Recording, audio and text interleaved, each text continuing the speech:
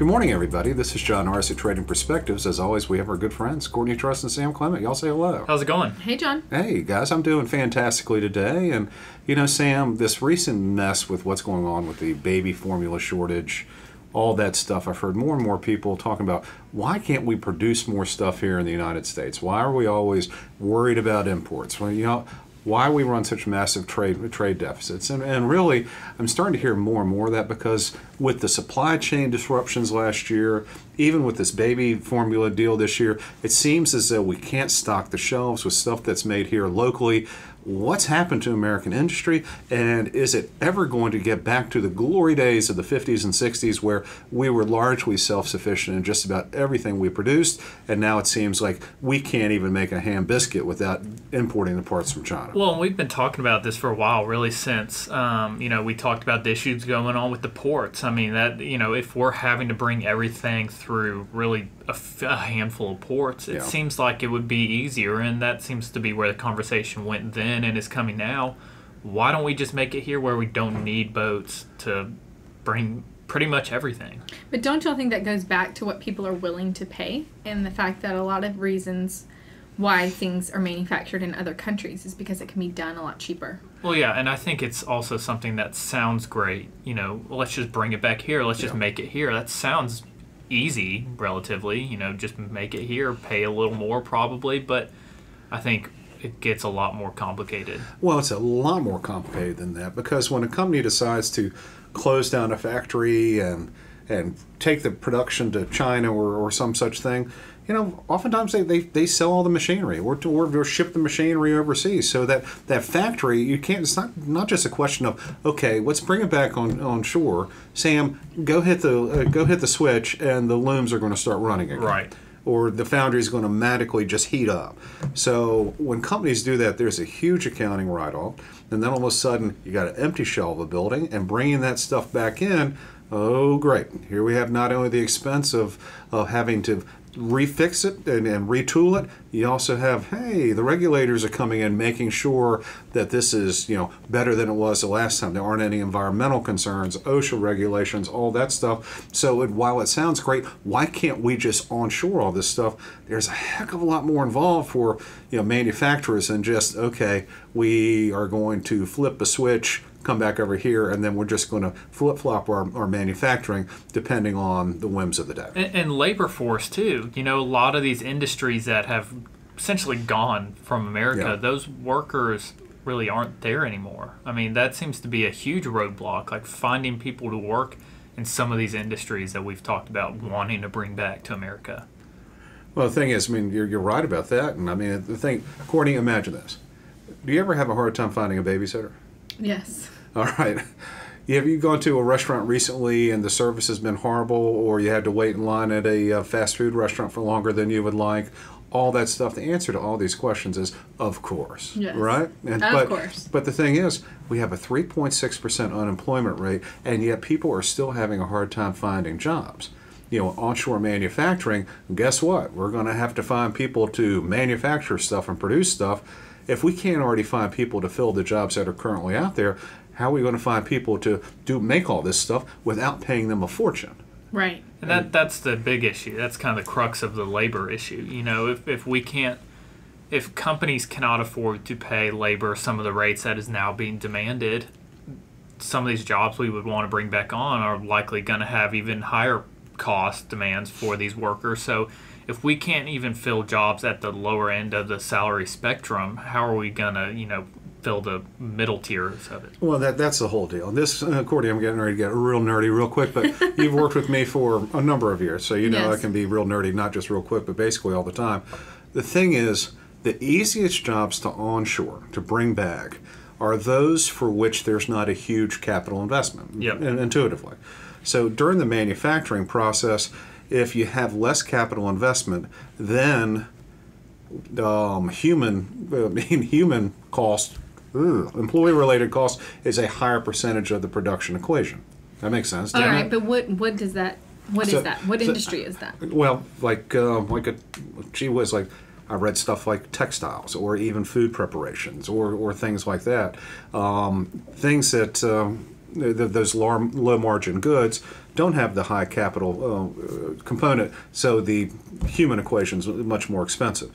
Conversely, those industries which have a huge capital component, the capital and technology is a much larger portion of the manufacturing equation, and so employee-related costs are much less. So it's very difficult I go through all this because it's very difficult for a company to go, oh, gee whiz, all of a sudden we're going to quit making the goods in the high cost area over here and moving back to the United States, because then I've got to plow a bunch of money into a manufacturing facility and all that stuff. I'm not really explaining myself well, but no, but I think you are, because you're talking about ultimately it's the profit margin of the company. That's right. And a company and the people who run a company need to be doing what's in the best interest of the company, right? And that is what they taught us in business. Right, yes. So to keep the company afloat and keep everyone employed, I guess, when you think about it, yes, the American people would love that.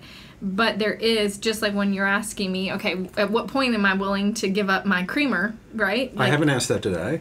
Not today, not yet. But, at what point would people be willing to pay that greater amount for the convenience and the comfort, right, the security that they would have access to these goods at any time, and that we wouldn't be as dependent on China or other countries? I guess it just seems like there's probably a breaking point. And I just wonder if the profit margin could remain the same and that the American people would be willing to cover the difference. I don't think so. Yeah, I think that's a sticky wicket, because I think everyone would say, all other things being equal. Right. I would love to have all the manufacturing and production here in the United States. The thing is, all things aren't equal. There's cheaper labor forces around the world. There's places that have less regulatory scrutiny and what have you, fewer environmental concerns. All these things are part of the manufacturing equation. It's not just employee-related costs, but the thing is, I would love to say, gee whiz, I'll buy my televisions here in the United States, all of them. If they're produced in the United States, as long as they cost the same amount as that stuff made in China. That's a big caveat. And the quality is the same. And the quality has to be the same, and they have to. I'll buy it. Those will be the first ones. Sam, what do you think? I mean, I'm waving the flag. I'm Lee Greenwood, proud to be an American, all that stuff. I don't know if you are. But I don't think people are. I don't think people talk that all sounds great, but money speaks. I mean, it's like the overarching consensus of every episode we talk about is that money talks at the end of the day, and people have short-term memories of what's important to them. Like, COVID, we're having supply chain issues, but I guarantee you people are going to go back to finding what makes the most sense and what can save them the most money, and people aren't as patriotic as they like to think they are, and they're going to go to where they can afford the goods and make the most of their budget, and that is not going to change. I have no doubt in my mind that that's something that's going to change. Or they will do with less, right? You will find more American flags on more pickup trucks outside of the Walmart than you will. And they're made in China, most of them. Than you will outside of the Tiffany's or what have you. And it's kind of going to that. People ultimately talk with their pocketbook. There's just absolutely no way around it. All other things being equal, of course, we'd love to have stuff made here in the United States, but that's just kind of a fool's errand. I mean, it's kind of like wishful thinking. It's just not going to happen. We talk about all this stuff, but now I'm going to ask you a different question, Courtney. Do you want a manufacturing facility right next to your house? No. Truthfully. I mean, do you... All of a sudden go, I've got a great idea, Sam. I'm going to bring 500 jobs to the Birmingham metropolitan area, and I'm going to put up a lead smelter where Brookwood Village used to be. What do you think about that? I don't like it. No. What are you talking about? That's manufacturing here in the United States. And we're going to make bullets, and we're going to spew filth into the air. Right across the street from you. I mean, you've got to love that as an American, don't you? No, I don't love that. But it brings up the simple question: why do we want some of these jobs back? Well, I mean, I get we want jobs back, but why do we want some of these jobs back? I mean, to the point. That's the conversation. That's not. So the conversation isn't necessarily that we want the jobs back. The conversation is that we want access to our goods more readily. So it doesn't necessarily have to be in the United States. It just has to be Central America or somewhere that is closer that we can maybe drive in the stuff. That doesn't seem to work out well. I mean, we can't even get avocados from Mexico right now. I mean, I say this is the problem in which we have now found ourselves here. Post-COVID economy is we want all of our stuff. My God, we want it today. I want the cake. We want to eat it too. Well, I don't. I've never understood that expression because what else are you supposed to do with cake? Look at it. Yeah, I mean, that's Smell pretty it, cake. Yeah, smash in the face, all that stuff. But all of a sudden we have these supply chain disruptions. Then that's all of a sudden we start, oh my gosh, why can't we make anything here in the United States when all we really cared about was having the cheap crab, being able to deliver to our door within a day. We act indignant because we have a 1 week delay on getting something off Amazon.com. Well, and 3 years ago, before COVID, this wasn't even a conversation. No. People liked their cheaper goods that were just getting there on time. And so it's when there's a disruption, that's when all of a sudden the American consumer bows up, prances around and says, why not this, why not that? When ultimately, over the long run, manufacturers and producers know the U.S. consumer is a fickle individual and really doesn't want a manufacturing facility in their backyard. Hey, take a look at that Taiwan Semiconductor up there in, what is it, Wisconsin or something like that? I mean, TSM was going to come put up some major plant. And all of a sudden, the environmental regulator, all these people coming in and say, not in my backyard. Every time you try to put up a pipeline, not in my backyard. Screw it. Why would you keep trying? Yeah. So why would you keep trying? So going back to the question, sort of according at hand, you asked the question, how much more would you be willing to pay for your creamer, the one with the cupcake on it? I think it's cupcake. Mm-hmm. So your low fat creamer. Yeah. It's all in moderation. For a guarantee that 100% of the ingredients and the container itself were produced in the United States. Honestly, I'd probably be willing to pay twice what I'm paying now. Oh, come on. I think I would. No, you wouldn't. Yeah, I think I would. I don't think you would. I can't answer the question. I really do. I think that I would. I'd pay. Now, given I wouldn't double the cost of a TV. Well, but it's a few dollars. I don't want to pay. Okay. I was using the creamer as $2 in your monthly budget. We're talking about. You said it's all about my pocketbook check. Boy, you are really a black and white person here. How much more would you? The creamer. Just the creamer. Just the creamer. Not the automobile. Not the all that stuff. I mean, I think that you could. I would justify maybe. I don't know. I mean, 15-25% increase. How about you? I don't want to pay more. Well, the thing too, right, is that you're not necessarily being paid more, right? Everything is getting more expensive. Well, why would anyone want to pay more for something that might not even be the same quality? I mean, I have no issue. You would assume they'd be better quality because it was made here in the United States. That has not been proven to be true over the last couple decades. I guess the assumption would be that the quality of the materials being used would be better, but you're right, because the labor cost and the facility cost and the economic cost to the company would be greater. The quality of the good would not be any greater than it would be in China because they can't afford to use any better quality material because they're paying out the wazoo for all the other stuff. The old wazoo. Yeah. I would tell you that really, that's one of these ones where I'm old enough where, obviously, Sam, I walked to school uphill both ways in the driving snow and blazing sunshine. In Mount Brook. Yeah, both ways. But I do remember a time when shoes and stuff seem to be a little bit better manufactured than it is today. And I'll tell you a little story. I mean, I used to buy a particular brand of shoe.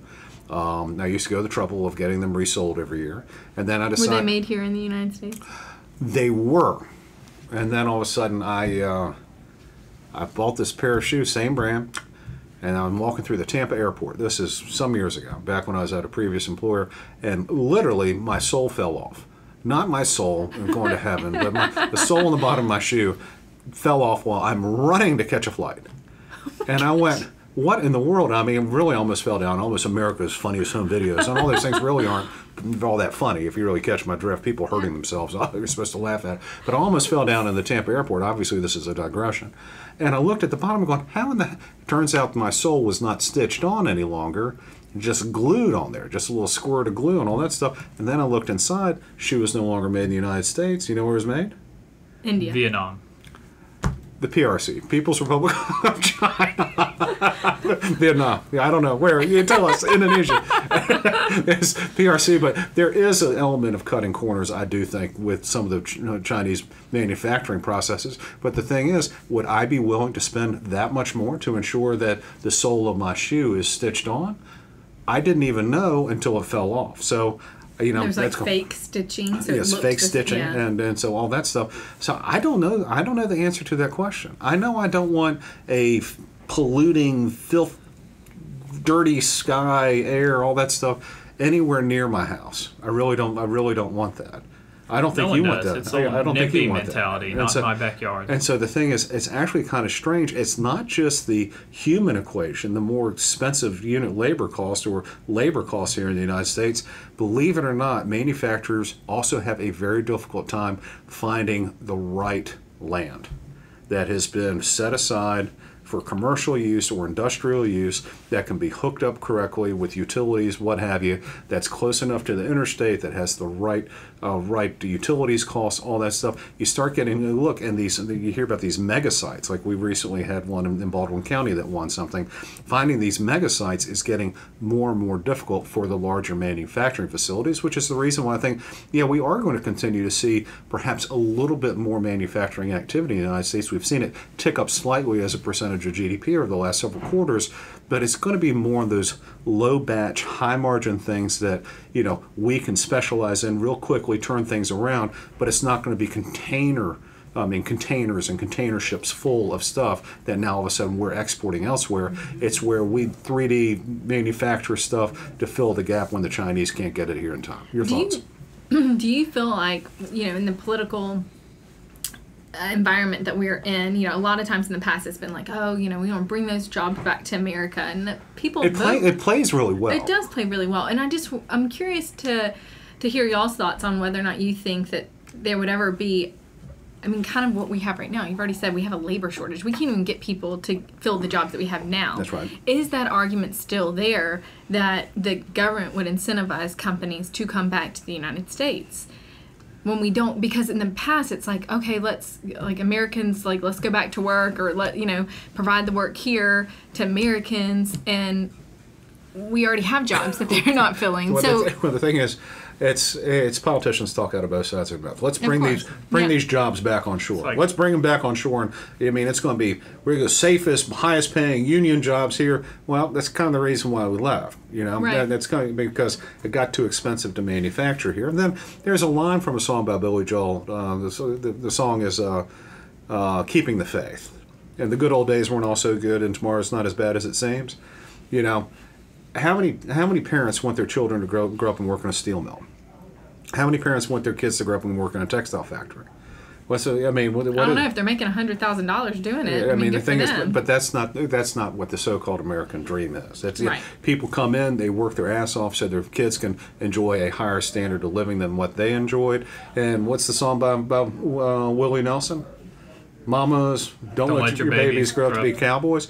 Let them be doctors and lawyers and such. Yeah. That is what people have. That's what we've been taught. That's what we've been That's what we've been teaching. The message to all of our students and to everyone is go to college, get a job in the white collar, not manual labor. And so all of a sudden we're going to reverse tech and say, here, we want our textile jobs back. I think it sells well politically, but I guarantee you, those people that used to work at the sock manufacturing facilities in DeKalb County probably really don't miss those jobs all that much. Sam, your thoughts? They may miss a job if they're not working, but probably not missing that job. And I just think it misses the whole idea of the global economy, and it goes back to why do we want some of these jobs back? And I think that's what you're hitting on, is that I don't think we should want some of these jobs back. That's the part of, some of these jobs start going to emerging market economies, and, supply and demand over there, they can produce things cheaper, and then their economy starts to grow, and then they get passed on further to newer emerging market economies. And that's how the global economy does work, and I think it's how it should work. And I think part of our problem here is where we are right now is the world's machine shop is an ocean away, and it's run by communists. That doesn't sound good. And closer to home, some of the low-cost manufacturing maybe in Central and Latin America, there's a real problem with the rule of law in some of these countries. Argentina, Venezuela, AMLO down in Mexico is an interesting sort of cat. So we're kind of twixt and twain. So all the onshoring of jobs, we're continuing to probably see slight ticks up in manufacturing employment, but anyone that thinks we're going back to the heyday of the U.S., Pax Americana during the 50s and 60s, where manufacturing was 25-30% of the U.S. economy, that's not going to be in the rest of my life. And if it is, bad things have happened. Yeah, that people need to ask why they want that back, if that's something they want back, and really think hard about that and the consequences of that. So I guess the quick fix, and this is going to be a very unpopular thing, if the U.S. government truly does want to have more manufacturing jobs, they're going to have to seriously reduce regulations on business, get OSHA off manufacturers' backs, can't have the FDA come in and shut down manufacturing facilities quickly. Tax incentives. Yeah, tax incentives. You're going if you want to have the manufacturing jobs, you got to act like you want them. Let money Right. speak. Yep. So I'm not sure if that answers all the questions about onshoring of jobs here in the U.S., but guys, we always love to hear from you. Also, if you have any questions or comments, please, by all means, let us know. You can always drop us a line at tradingperspectives@oakworth.com, or you can leave us a review on the podcast outlet of your choice. As always, if you're interested in hearing more, reading more of what we have to say or how we think, you can always go to oakworth.com, take a look underneath the Thought Leadership tab, and you can find all kinds of exciting information. With that, I'm going to give you guys the last chance on this very hot topic. That's all I got. That's it, John. That's all I've got today, too. Y'all take care.